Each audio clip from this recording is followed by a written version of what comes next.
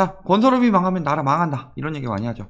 그러면서 사태가 안개 속에 빠져 있는데 건설경기 부양 특단 대책을 마련해야 한다. 주택거래량이 20% 줄면 고용이 10만 명이 감소한다. 주택거래량과 고용이 연관이 있나요? 주택거래량이 줄어들면 그만큼 건설을 안 하니까 고용이 감소한다? 미리 얘기했지만 주택가격이 그리고 그 외에 부동산 수익형이나 부동산 가격이 낀 거품이 50%만 줄어도 자영업에서 10만 명 충분히 내고도 남는다. 어차피 저 10만 명 대부분 단기 일자리일 거 아니에요. SOC 예산 삭감 발표로 침체 지속이다. 쭉 떨어졌죠. 비관적으로 보는 건설기업이 많다. 이런 상황이죠. 진짜 건설사가 건설업이 죽으면은 나라가 망하는가? 또 건설업은 정말 죽는가? 두 가지 관점에서 보겠습니다. 민간 소비, 설비 투자 위축돼서 지금 내수 부진이 심화되고 있다. 이런 상황이죠. 그런데 건설 투자에 대해서는 공사 차질과 정부의 부동산 억제 정책이 기인하여 감소폭이 커지고 있다. 더 커져야 되죠. 늘 얘기하지만 건설업이 크는 것은 단기적으로는 일자리도 늘어나고 불로소득이지만 어쨌든 소득도 늘어난다.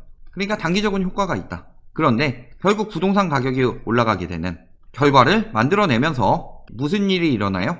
소비 감소하죠.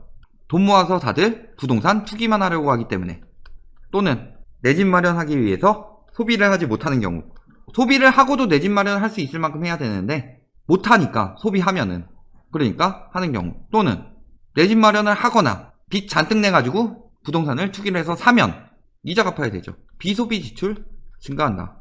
이런 문제들로 인해 소비가 위축되는 경향이 있다. 소비가 위축되면은 당연히 자영업 줄어들고 소비 위축 플러스 부동산 가격 올라가면서 임대료는 올라가니까 자영업 죽어가죠.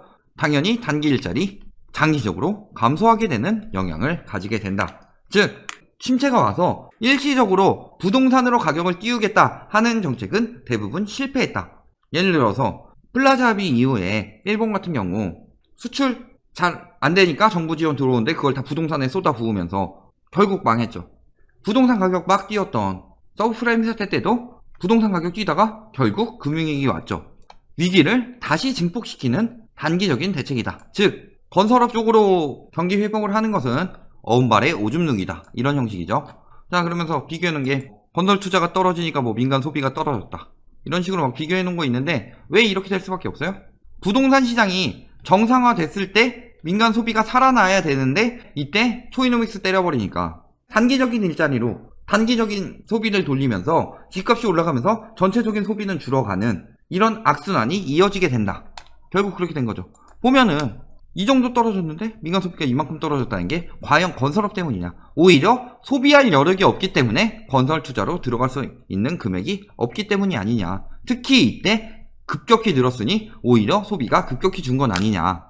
이렇게 분석할 수도 있는 거죠. 단순히 저거 딱 두 개 그래프 갖다 놓고서 이렇게 된다. 저게 인과관계에 맞춘 그래프예요? 그냥 상관관계에 따른 그래프일 수도 있더라. 그렇죠? 필요한 이유. 이게 아까 거기죠? MT. 건설 투자 증가가 필요한 이유. 수출 경기 침체 가능성. 경제 성장률 방어. 경제 성장률 방어가 중요해요. 늘 얘기하지만 경제 성장률이 조금 떨어지더라도 내수 시장을 키워야 되는 상황에서 내수 시장 키우지 말고 건설 투자 늘려라. 이런 얘기 하고 있어요. 여기서. 제가 찝은 몇 가지 언론 중에서 건설사 앞잡이 언론 중 하나잖아요. 503 시대 때 건설 투자 증가하면서 GDP에 중대한 기여를 했다. 그래서 지금 나라 꼴이 어떻게 됐어요? 서민들이 평생 돈 모아도 집값이 더 올라가 버리니까 근로소득보다 불로소득이 더 크게 올라가 버리니까 어떻게든 중간에 빚내서라도 집 사게 된 거죠. 빚내서 집 사라는 정책이 빚내서 집 사가지고 투기해서 가격 올려라 이것도 있지만 빚내야만 집 산다. 이런 정책이 된 거죠. 가계부채가 급증하게 되니까 비소비 지출은 당연히 증가하고 비소비 지출이 증가하게 되니까 소비시장이 돌지 않고 그러면서 자영업자들은 죽어가니까 양극화는 더욱 심해지고 악순환이 계속 이어지게 된 거죠. 그래서 이번 추경에서도 SOC 예산을 삭감했다. 왜? 다른 거 삭감할 거 있어요?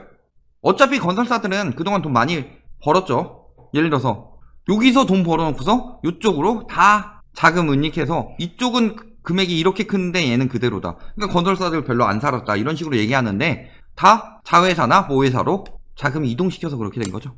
그래서 하는 얘기가 뭐예요? 뭐 산업 생산력이 줄고 뭐 취업자 수 감소하고 아까 했던 얘기들이죠. 그러면서 건설업의 노동소득 분배율이 0.89로서 타산업 대비 가장 높다. 이런 의견을 냈죠. 언제? 2020년 4월 24일에 2018년 자료지만 이 건설업의 노동소득 분배율은 2014년 자료를 갖다 쓰고 있다. 2014년 자료를 가지고 2018년 자료를 만들어서 2020년에 건설 쪽이 버는 만큼 다 뿌린다. 사회로 소비가 돌 수 있도록 만든다. 이런 주장을 하고 있는데 실제 그럴까요? 최근에 대한건설협회에서 발표한 자료 보면은 매출액 영업이익률 초이노믹스 이후 매출액 쭉 늘고 2015년에 더 많이 풀잖아요. 부동산 3법 딱 14년 12월 31일 날 하고 그러니까 매출 영업이익률이 급격히 늘어난다. 그러는 동안 자본 투자 효율 늘어나고 부가가치율 늘어나는데 노동소득 분배율은 급격히 떨어졌다. 예를 들어서 요 건물 하나 짓는데 100억 버는데 인건비가 80억이 들었다. 이런 상황에서 집값만 200억으로 뛰어버리니까 노동소득 분배율은 당연히 떨어질 수밖에 없죠. 2014년 자료 썼죠. 2018년에 노동소득 분배율 얼마예요? 50%. 이게 많은 거예요. 건설업 같은 경우는 실질적으로 사람들이 가서 일하고 장비 써가지고 가서 일하고 그래야 되잖아요. 그렇게 많이 먹었으면 지금 이렇게 위기 상황에서 징징댈 게 아니라 다른 산업부터 살려야 되는 거 아니에요? 깜짝 성장의 숨은 공시는 건설 투자다. 이거 왜 이렇게 늘었어요? 4분기. 집값 오른다고 그 짓거리 하니까.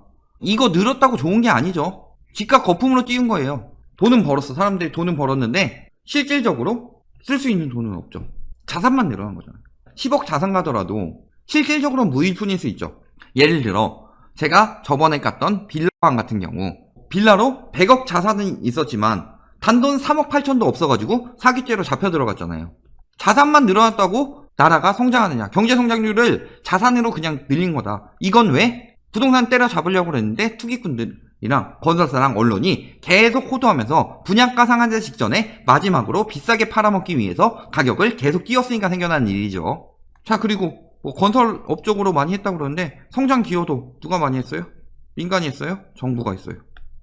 얘네들이 성적이 안 좋냐? 건설업 죽어가냐? 1분기 선방, 향후 전방은 선방했죠. 왜? 청약 경쟁률 낮아요? 쥐들이 공급 부족 일어난다 계속 호도하고 분양가 상한제로 인해 30, 40대들 청약으로 내 집 마련할 때 막혔다. 가점이 올라갈 것이기 때문에 이런 식으로 계속 호도하니까 청약 경쟁률 굉장히 높아졌죠. 선방했다. 영업이익은 4.1% 증가했다. 왜? 분양가를 높였으니까. 매출은 줄었는데 영업이익은 늘어났다. 무슨 소리예요? 사용한 금액이 줄었다는 거죠. 그만큼 건물은 조금 덜 지었어도 분양가에 거품을 많이 끼워가지고 수익은 더 늘린 거다. 그런 거죠. 현대건설, 이 상황에서도 현대건설, 삼성물산 이런 데는 신규 수주 늘어났죠. 전년도보다 241.9% 늘어난 데는 늘어났다. 삼성물산도 2조 6천 해서 전년 대비 121.4% 증가했다. 여기 GS 65% 증가했다. 대림이나 대우 이런 데는 줄었다. 그러니까 늘어난 데는 늘어나고 줄어들 때는 줄어들었다. 죽어나는 상황이에요. 지금 밀어내기 분양으로 해서 오히려 지금 한탕 챙기고 있는 상황이죠. 주택협회 1주택자 종부세 완화, 서민 LTV 상향, 당정의 건의. 뭔데? 지들 잘 먹고 잘 살기 위해서 종부세 완화하고 서민 LTV 상향해서 집값 하락세를 방어하고 상승세로 돌리도록. 지금 서민 LTV가 왜 막은 거예요? 원래 DTI랑 DSR만 해도 세계적으로 그런 데는 많은데 우리나라는 왜 막은 거예요? 가계부채가 미쳤으니까. 그리고 DTI, DSR 역시 1금융에서 지켜지는 데도 있지만 2금융, 3금융 가면서 걔네들이 지켜요? 안 지켜주죠. 우리나라의 가장 큰 문제는 경제 위기가 왔는데 이 상황에서 가계대출이 너무 높기 때문에 이게 큰 위기고, 그 가계대출의 핵심이 됐던 것이 집값 상승이고 대출 규제를 풀어준 초이노믹스 때문이었는데 LTV 상향하라고 하고 있어요. 나라를 죽이려고, 지들 먹고 살려고. 경제 위기 극복에 조금이나마 1조 같은 소리 하고 있는 게 아니라 매국노죠.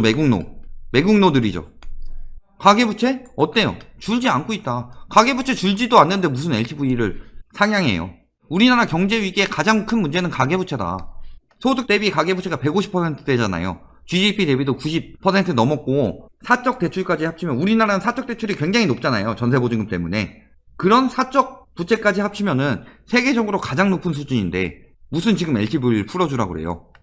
4월에도 신용대출 급증했다. 이거는 근데 집도 집이지만 경제위기로 인한 것일 가능성이 크죠.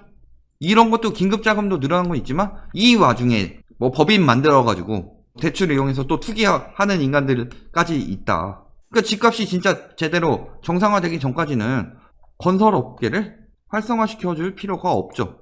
자, 어때요? 얘네들 증권사들 발 빼고 있다. 줄폐업 위기 이런 기사들 막 내고 있죠. PF 많이 쓰던 건설업계 하면서 만기 도래하면서 연쇄 디폴트 우려된다. 유동성 우려의 차원 왜 끊겨요? 그동안은 많이 처먹었는데 앞으로는 집값 하락할 것을 증권사에서 예측을 한 거죠. 집값 하락하고 분양가 싸게 나오고 막 분양 받는 사람들은 줄어들 것이다. 지금 같은 청약 경쟁률도 안 나온다. 그럴 걸 예측하고서 증권사에서 경제 위기인데 건설사까지 같이 했다가 우리까지 피해 보겠다 싶어서 차원 족족 끊기는 거죠. 그러니까 폐업 가시와 연쇄 디폴트까지 막 이렇게 세게 나오죠. 왜? 밑밥 까는 거잖아요. 지금 건설업계 살려야 된다라는 밑밥을 깔기 위해서 줄폐업이라는 말을 써가면서 지금 어때요? 아까 줄폐업 날 상황이었어요. 수주량이 100%, 200%, 뭐 65% 증가한 건설사들이 있는데 줄폐업 위기예요? 건설사들 걱정해줄 시간 없어요. 걔네들 잘 먹고 잘 살고 있어요. 정말 걱정해야 되는 건 가계부채 많은 서민들을 걱정해야죠. 이번 대통령 아까 얘기했죠? 여기 내수부양 등에 56조 지원하고 단기 경기 부양 넘은 경제 구조 혁신이 불가피하다. 단기 경기 부양의 핵심 뭐예요? 건설. 경제 구조 혁신은 기간 산업, 내수 시장 확대. 이것이 경제 구조 혁신이죠. 수출 중심에서 내수 중심으로 바꾸고 기간 산업 키워서 반도체나 통신 이런 거 키워가지고 나중에 국가적으로 경쟁력 있게 만드는 이런 경제 구조 혁신이 필요하지. 단기 경기 부양하는 건설사를 지금 해야 되냐? 아니라는 거죠. 길게 보고 있어요, 굉장히. 이 상황에서 우리나라는 대처 잘했다고 해서 경제 성장률 다른 나라들보다 방어 잘했죠. 근데 왜 건설업계로 더 띄워야 돼요? 단기 경기 부양해가지고 장기적인 걸 망치는 짓을. 전임 정부와는 다른 SOC 한다고 그랬죠. 어떤 거요? 건설 투자하는데 인위적 경기 부양책을 쓰는 방향은 견제하겠다겠죠? 한다. 그러면서 이런 GTX 교통망 확충이나 의료 이쪽으로 하는 거지 건설 경기로 막 띄운다고는 안 하죠. 그러니까 생활 SOC를 포함한 확장된 개념에 SOC 뉴질이 포함될 수 있다. 막 짓는 거 아니다. 건설사들한테 돈 퍼주는 그런 정책은 쓰지 않겠다. 자, 그 다음에 뭐 했어요? 3기 신도시 조기 분양하고 8조 원 기반시설 투자 확정하겠다. 그러니까 SOC 예산 줄여가지고 다른 쪽은 좀 줄이지만 수도권 SOC는 개발해야 되죠. 왜냐면 집값 잡으려고 하면 요쪽 요런 데가 도로가 개선돼야지 여기 서울에서 수요가 빠지게 되고 그러면서 서울 집값이 안정화를 찾게 되는 것이다. 이런 형식으로 진행이 될 거잖아요. 그리고 3기 신도시 조기 분양한다. 그래서 서울 도심에 7만호 부지를 추가 확보하고 자, 이 7만호 부지 추가 확보했다는 건 뭐예요? 서울 공급 부족 얘기 자꾸 하는데 재건축? 재개발? 양적 공급 아니라고 그랬죠. 이거 가격 띄우는 질적 공급이다. 이런 거 지향하고 도시 재생이나 이런 거 통하고 용적률 조정하고 유유지 부지 사용하고 이런 걸 통해서 7만호 부지를 추가 확보했다. 그리고 수도권에도 25만호 플러스 알파 수준의 주택 공급 가능하다. 얘기했지만 1기 신도시 들어올 때 집값 잡혔죠. 3기 신도시는 1기 신도시보다 더 가까운 지역에 들어오게 된다. 그러면 자 봅시다. 8조 원 기반시설 투자 확정 또 7만호 부지 그리고 25만호 플러스 알파 수준 이렇게 많이 되는데 건설업계가 죽어요? 안 죽죠. 그런데 지금 건설업계 살아나기 위해서 뭐 해달라고 그래요? LTV 완화 더 지어라 SOC 엄청 많이 짓다 망한 나라가 일본이죠. 뭐 심지어는 뭐 분상제 폐지해라 이런 식으로 해서 집값 띄우려는 규제 완화만 찾고 있다. 건설업계 충분히 먹고 살 거 주고 있다.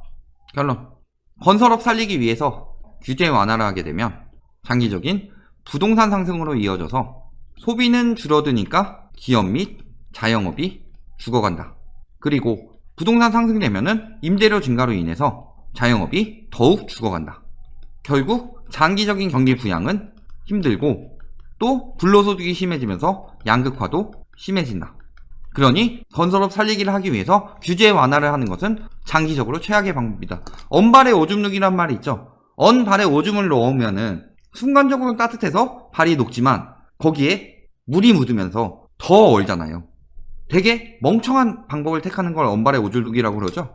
후속적인 부분은 생각 안 하고 그냥 일시적인 효과만 본다 이렇게만 알고 있지만 장기적으로 더 나쁜 것을 나타내는 거죠. 두 번째, 건설업 죽어요? 절대 안 죽는다.